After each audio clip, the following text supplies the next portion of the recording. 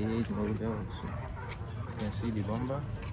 Camry 1999, kilometers covered, 1.2 million kilometers, engine changed 2 times. What is your experience with this car? Please share your experience with us.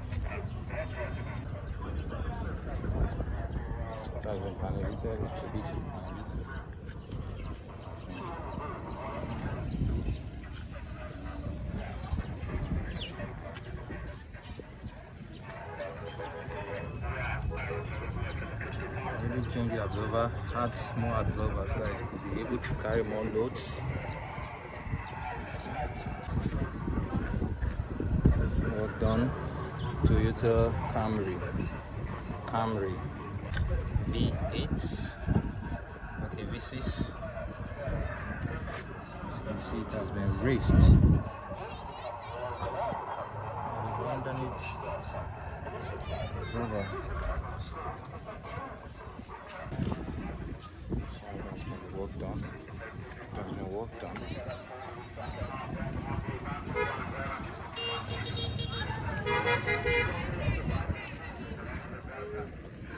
All the tendons, all the absorbers has been worked on, it has been raised and repeated.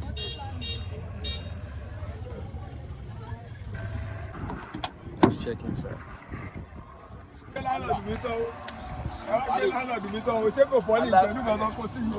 door side. Look at how they move everything. The inside. Let's start it.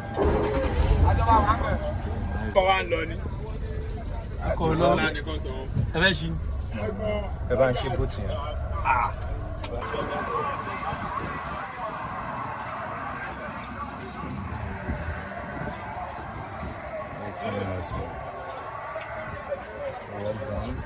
Inside. Switch back.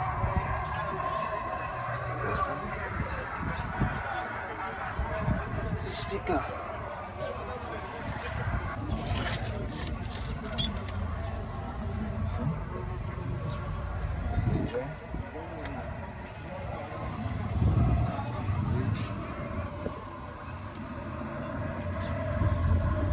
Right? Okay, it's V6. V6 engine.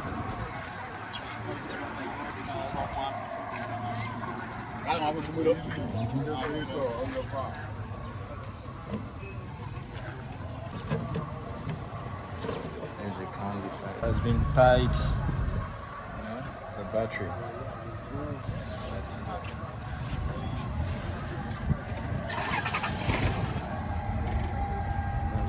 That's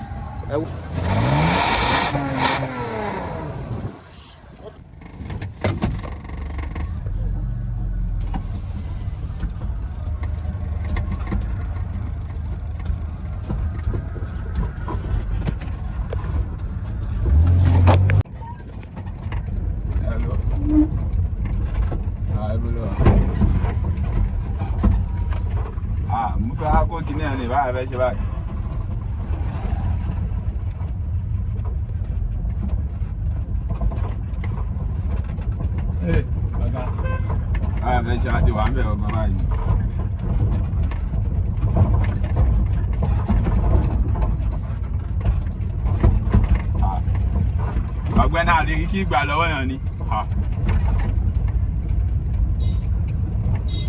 Kí ló rí?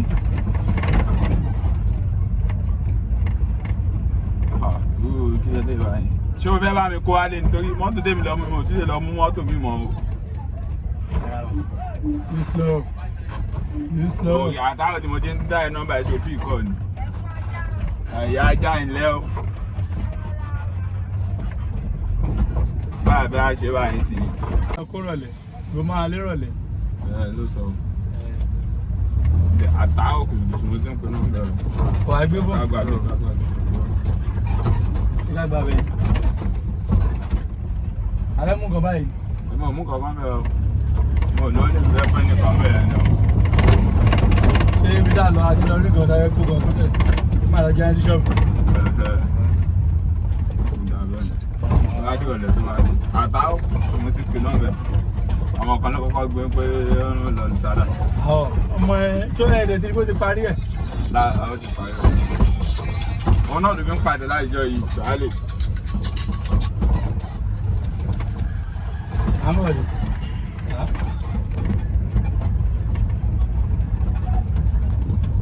Ẹ̀rọ ibi tí mo ti tọ́.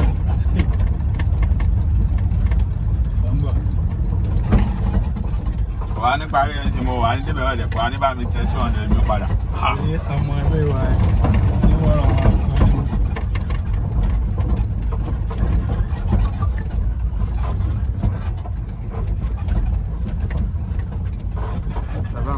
Páàkì láàrin ẹ̀kọ́. Ṣí láti ìta. Ẹ fẹ́ bọ́lá ni? Ẹ bọ́lẹ̀ ni. Ṣé ẹ̀ ń ṣe fídíò mọ́tò ẹ lọ ni?